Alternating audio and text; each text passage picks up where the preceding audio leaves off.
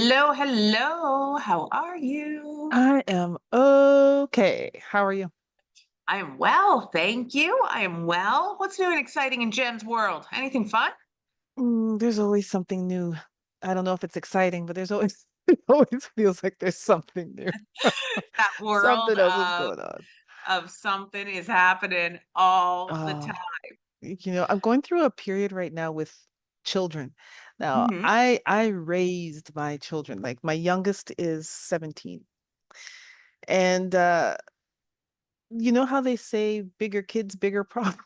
Yeah, 100%. I really had the belief that as they get older, that it's like, okay, they're not going to need me as much. I'm going to be cool. Mm, Oh my gosh. Oh my no, gosh. Oh no, my it's gosh. not that's not a thing. That's not a thing. I Like know. somebody lied to you if they told you that. I know. But then, it's funny because then you feel like, did I fail my children? Like, and then, you sit back and you think, okay, I'm very close with my parents and I still need them with like emotional support, all of those kinds of things. It's just been the last few years where I haven't had to ask them like financially and stuff. So, it's like, okay, I guess your Yeah. kids are always your kids. It's just Yeah. different. Yeah, it totally is, right? I know my sister and I talk about it because we didn't really have parents. And so we talk about it all the time where we're like, we didn't go to anybody. Like what? This is weird. Because we don't have the lived experience to lean on. So we're Mhm. always like, is this how much you're supposed to talk to your parents? Like we we ask each other these questions all the time because we're not sure. So we'll trust you because we don't know. Um Yeah. Oh, the joy of life, the joy of life, which is a good little segue to what we're talking about today, Mm, life. So yes. we thought, I think in meetings and sessions that we have, whether with organizations or with individuals when we're doing coaching, um, one of the things that has come up a lot in the last little while is psychological safety. I think it's Yeah. it's like the current term, right? Like it's the word is The hot it, topic. yeah. Is well, how do we create psychological safety and how do we show up authentically at work and that whole side of things? And like and we thought it'd be neat to talk about what happens when you do bring that whole self to work, especially if you're not necessarily ready to be there yet. And Mm. maybe your whole self isn't quite ready yet. Or they're Um, not ready for you. or they're yeah, exactly. And then what does that do? Like Mhm. if they're not ready for you. Um, so I guess like I know Jen, it's been a while since you've been I don't know, I guess it hasn't been that long since you've been in like the I was gonna say the corporate world, but in the world of work.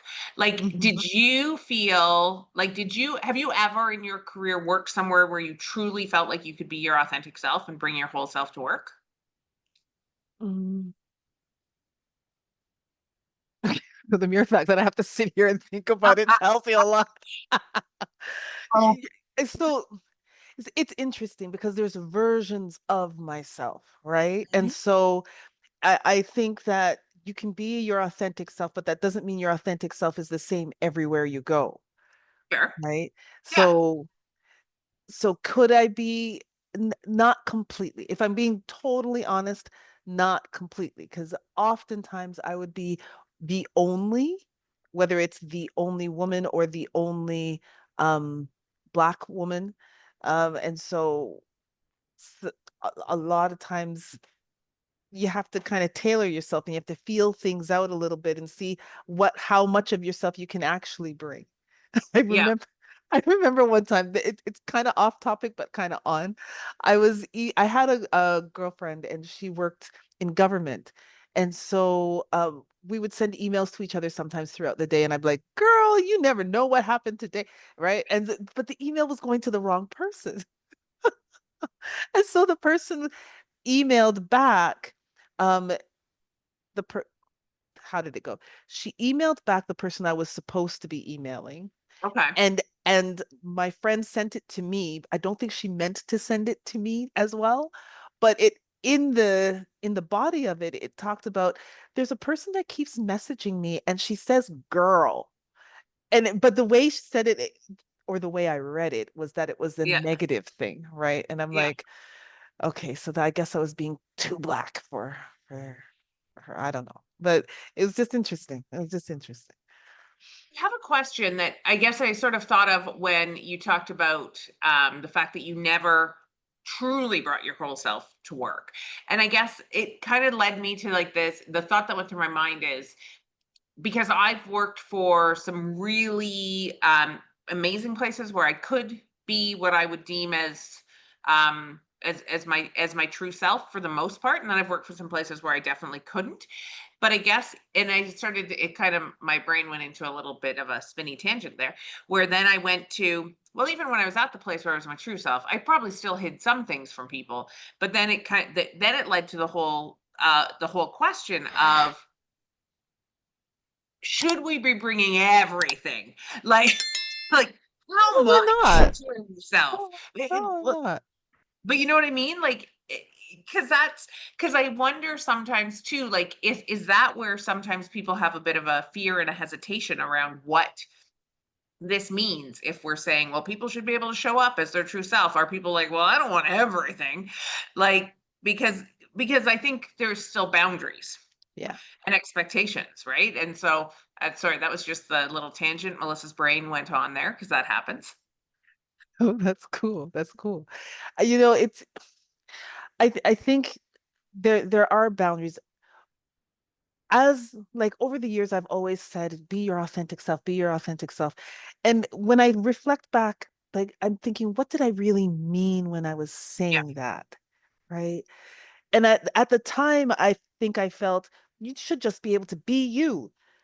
But I think what I'm really meaning, or not think, I know what I'm really meaning is that you can, if you have an idea or if you have an opposing view, you're Hmm. able to share that without feeling Yeah. that you're going to be disciplined. If you want to tell jokes and just be silly sometimes, you're able to be that. I mean, not all day, every day, because that's Appropriate just jokes. appro exactly appropriate jokes, right? But just be like you're at a place and you're working there and you have a job to do. You can just be yourself. Yeah. Now, yourself is different in the professional than it is when you're at home on the couch chilling with your family. Yeah. You can't show up at work chilling on the couch in your socks and your hair up in a butt. It's Yeah. you know. Yeah. And I think for me, like I started to associate psychological safety for myself, and it's not the true definition, but I really started to identify it as if you were to say to me, when did you feel psychologically safe? I would say when my values were aligned with Mm, where I was. And so, like, where, um, I can like we'll talk about like the feminist side of some of the work that we do, right? Like when my values of trying or just equity as a whole, like when my values around the fact that we should create space for all of for people to understand the different that there are differences based on our intersectionality and how and our lived experience and we should consider those differences working in spaces where that wasn't truly there, where those differences weren't concerned, like that misaligned my value system and that led me to not feel like I felt safe in those situations because it was my value system was misaligned. So I think mm, um as I started to really get clear on my value system, I didn't feel safe in workplaces if my values were misaligned. And that was a safety thing for me. mm. In you saying that, the places where I probably felt safe is when I was in a team environment. So with my Mm, team, I could feel yep. I felt fairly safe. But as I moved up in positions and in leadership roles, you're dealing with or working with, I shouldn't say dealing, but you're working with a number of different other personalities and leaders that aren't necessarily reporting to you, but you're kind of all at the same level. Yeah. Um, and in those situations, I would have to say the psychological safety wasn't completely there Yeah. because everybody and it just feels like it's like this, they call it a dog race where everybody's vying for something, trying to get somewhere, trying to impress someone. And I'm like, this this doesn't feel right. It doesn't. And so going back to your values, that might, you might be exactly right. Where the values Well, just don't lie. and I guess, um, see, the brain's just going. Because then it also leads me to sort of that whole curiosity around. Um, so if we look at this from an emotional intelligence lens, right? So assertiveness is a competency within emotional intelligence and that ability to communicate assertively. And I would say there were times in my career where I didn't necessarily feel like I could communicate assertively, but I don't actually think it was because I felt unsafe. It was because I needed to work on my own assertiveness. It was a me thing, not an organization thing. So then it starts to lead into what's us versus what's the organization. Like, you know what I mean? Because I actually think I worked in an environment that welcomed the dialogue and the conversation and Mm. the debate, but that didn't actually mean I had the confidence or the courage to deliver it at that Mm. given time. Yeah, that is true. That is true because sometimes, especially if you're a recovering PPD addict, and PPD is people pleasing disease, right? If you're, because You heard it that was here me. first. It's officially in the DSMV. But when you are a people pleaser, you're thinking for people because you're thinking this is what they want, Mhm. right? When and I've had people who were people pleasers and thinking for me, like thinking this is what I want from them. And it's like, no, I really want to hear what you Yeah, think. I want you to disagree with me because is there something I am missing? yeah, But that came when I became more confident in myself because if I think early in my career, opposing views was scary, yes. right? And that's it, right? So then it starts to become, because this is always my fear with when things become the catchy thing of the now, right? Mm-hmm. Is that we're is that are we just, I don't like labels as a whole in general in most things in life, because I find labels just create sort of like an oversimplification of something that is much more complex. And so I feel like this whole thing around psychological safety, that's almost what's happened, right? Like if we're just like workplaces are unsafe, and it's just this big blanket versus us actually recognizing what does safety in the workplace look like. And that means the ability, like you've described, where I can debate, I can disagree, I can provide my ideas, I can do all those things. But just if the workplace has those things, the workplace is safe. That doesn't necessarily mean I feel safe, but then that's not the workplace's responsibility. Like, So at obviously, what it's, point do we take responsibility? yeah, Right? yeah, Yeah, yeah, because I yeah, yeah, think that yeah. that's such a key thing. And I think it's so, what I worry about always when we label things like this is that it's just like, not my fault. And we throw our hands up, where it's like, Yeah. I had to actively, as a leader, like 22-year-old first management position, Melissa, and much older now management Melissa, have have very have very different leadership styles, because I've had to evolve and grow my confidence and do the things and find my voice and figure that out. And yes, my companies that I worked for when I was still in the corporate world helped to develop those skills and created opportunity for me to develop those skills. But if I didn't take that opportunity and do the work myself and put the time in myself, I wouldn't be who I am today. So it's Mhm. that weird balance, right? Like, I don't know, what do you, I'm rambling now, but what No, but what do you think about that? so it brings me to thinking about the difference between feeling uncomfortable Mhm. and unsafe.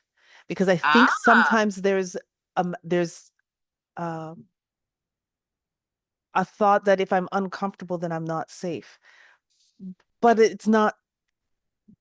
yeah, And the thing is, you can't tell somebody, yes, you know, this is a safe place. What are you talking about? Like you can't, if they're feeling uncomfortable, they're feeling uncomfortable, but being able to sit in that discomfort. Because if you think about it, we live in a society where we try to make everything comfortable, Yes. right? Everything comfortable. Like you don't have to leave your house to do groceries anymore. You can just Yeah. order them in. When you go to the pharmacy, you can go to drive-by pharmacies now. Like we don't want to be uncomfortable.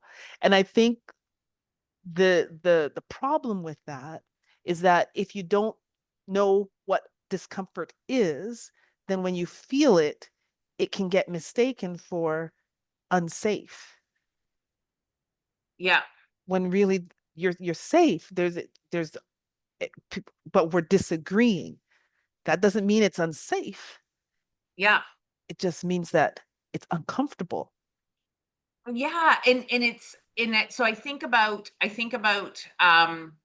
one of your programs that you've had for years, like the Slay Your Inner Critic program. Fun Mhm. play on the last name, by the way. It's always been my favorite. It's being Um, changed to the confidence blueprint. oh, but Slay Your Inner Critic is fun, but we'll take Confidence Blueprint. Uh, Um, but that said, but it makes me think about it. So you and I've talked about this, and I'm quite open about my love of therapy, and so I've spent a lot of time in the last few months learning about the internal family systems modality and so I had a conversation with my therapist this week where I said, how do I know when to trust the voice in my head and when not to trust the voice in my head? Mm. Because I was like, but I'm like, sometimes it might be true. Like, how do I know when it's true? And like I and I you'll giggle at this, therapist Jen, is I started it with, I have a really silly question. And she was like, she's like, that voice is not the right voice to be listening to right now. She's like, why would you be an expert in this? But she said, and so what she taught me, and with this model, is that there's 8 C's. And I'm not going to remember all 8 of them right now, but ultimately, she said the questions to ask yourself is, are you in self?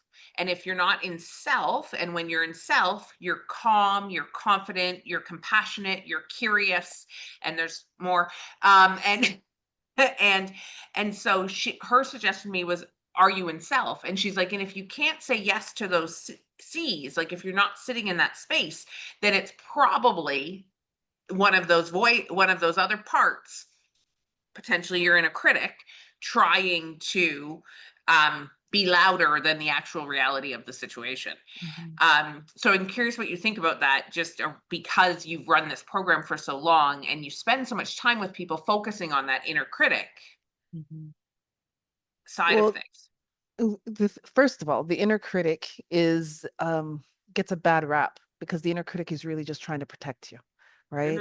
Mhm. The ego is extremely strong. All of us, all have an ego, right? And we need that in order to be able to kind of navigate the world. When that ego gets bruised or threatened in some way, we start telling ourselves stories to protect the ego, Yeah. right? And so that's where um the discomfort, we don't want to sit in that discomfort. We are hurting ourselves by doing that. And I think I've talked to you about this as well with children, right? Hmm. We've tried to make life so comfortable for them that now they don't know how to navigate certain things, how to go through difficulties and challenges because we've protected them so much. So there's this Yeah. entitlement, right? And I'm finding in work for like as we work with different businesses and organizations, there's this sense of entitlement that some people have. And I'm not even going to say certain generations because I see it in Yeah. various generations, different forms, right? We're not anti-generation here. We love them all. No, yes, yes, yes. But the issue is that I've lost my train of thought. Perimenopause is a real thing, y'all. I don't know. Where was I Sorry, that was going? my fault. I thought it was being funny.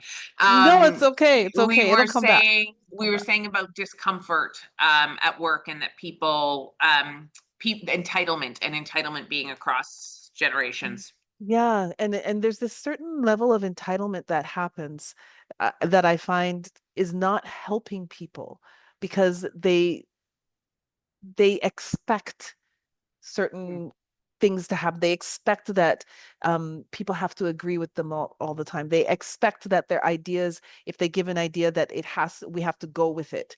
There's this expectation, and it's like that's not how it works. mm, You can expect that, yes, it's going to be heard, and yes, we can discuss it. That doesn't mean that we're going to do it, yes. Yeah, right? it's And that doesn't mean it's not a psychologically safe environment. yeah. It just means that's not the direction that we're going to go right now. Yeah, I used to always say to my team, you don't need to agree, but you need to accept and commit. Like, we're not we the workplace is not a democracy. Like, that's just the reality. So it is about us speaking, saying our view on things, and you and I are perfect examples of that. We don't agree on everything that happens within our organization, but Mhm. we're both, once we say, okay, this is what we're going to do, even if we don't agree, we still commit and move forward. And that to me is that to me is sort of how it should go, right? Like, we should be looking for those ways.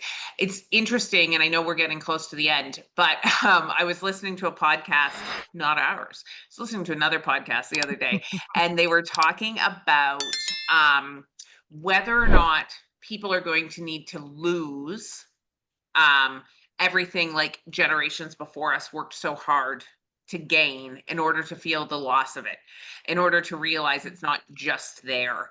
And it Mm. was a really interesting conversation. So they were talking, things about like different human rights things and and how easily we can access things. You made me think of it because you were talking about how comfortable life is, right? So it, Mhm. it was a conversation with a social worker, anthropologist, to kind of talk about like, do people need to lose some of that ease and have that ease taken away in order for them to understand it shouldn't just be there, that this is actually a right that was earned and worked for? The person said they think that's what's going to happen, which is scary. But but because Well, they I said mean, we you see it don't know what happening. you don't have. Yeah. And the thing is, we see it happening right in Mhm. front of us, right? We Yeah, see it. yeah. Yeah. Hmm. So if we were to wrap this up on from a confidence blueprint standpoint, we were to give people sort of one thing that they should do to help with their own confidence, to for in those moments when perhaps they need they want to feel safer within themselves and within their workplace. Like, what's one thing that somebody can do from a confidence standpoint that we can leave with them today? Um, Putting you on the spot, I get know. no, but get okay with reflection and true reflection, right? Because you have to ask yourself, am I unsafe, or Mm, am I or is my ego just bruised because people didn't go with what I wanted? yeah. Right. And having that conversation, and sometimes that means bringing other people in, and not your ride or die friend. Your ride or die friend is going to always be like, they shouldn't have done that. Oh my gosh. They're going to be right with you, Yeah. right? You want to ask somebody that has a little bit of clarity and neutrality to the whole situation so that you can have a real conversation, you Particularly know? a sibling or a parent. Siblings and parents tend to have the skill to keep you honest. They keep you humble. You know what? And that depends. So I Yeah. told you at the beginning, I'm dealing with this adult child of mine, and his siblings will just agree with him to shut him up and get going. Like Yeah. they just had enough, right? Fair. Fair. So yeah, we all have to find that person. Yeah, we need that. Everybody needs a Jen and Mel because we're that for each other. Yes, yes, yes. We made that agreement a long time ago. Yeah, No 100%. Doesn't judgment. always feel good, but it's what needs to happen. Yeah, for sure. For sure. Awesome. Okay, well, this was Okay. fun as always, and I feel like we Okay, so sidetracked a little bit. before we go, Yeah, yeah, the yeah. call to action. What do we want Yes. y'all to do? So the call to action is this. What does psychological safety really mean for you? Like, what Mm, does that actually mean? yeah, That is something that I'd love to know. I like it. I like it. We can have people comment. They can tell us. They can message us. Yeah. Engage. Tell us what Yes. psychological safety means to you. I like Yes. it. Okay. Awesome. Okay, we'll chat soon. See ya. Bye.